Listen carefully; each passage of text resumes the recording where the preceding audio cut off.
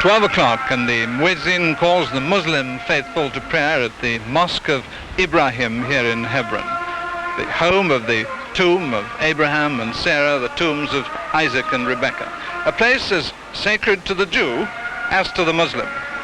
But until the Six-Day War, since 1929, there have been no Jews here when they were killed or driven out. Now there's pressure for large-scale Jewish resettlement, and to some people this looks very much like colonization. The Jewish presence here is unmistakable.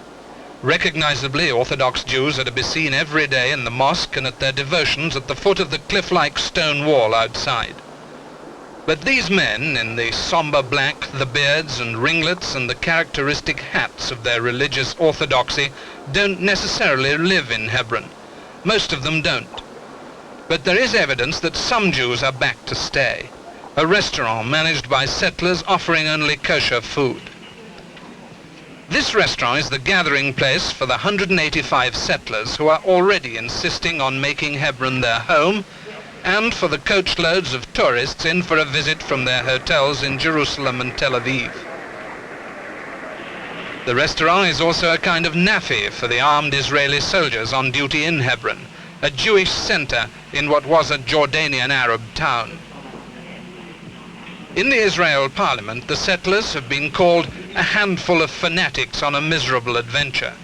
But there's no doubt that they want to see their numbers increased, and letters from prospective volunteer settlers are arriving every day. The Arab in the street in this occupied territory isn't consulted, although there are strong Israeli voices against the increased Jewish settlement, which is now endorsed by the government. One byproduct may be light industry, like canning and toy making, with more jobs for the Arabs.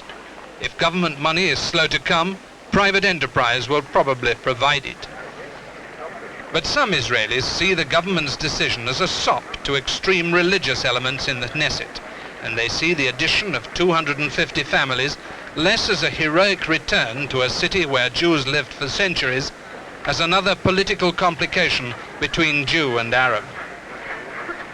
There's no doubt that extensive new Jewish settlement in Hebron will make an eventual peace agreement harder to come by, and it's ammunition for those Arabs who are already accusing Israel of territorial expansionism.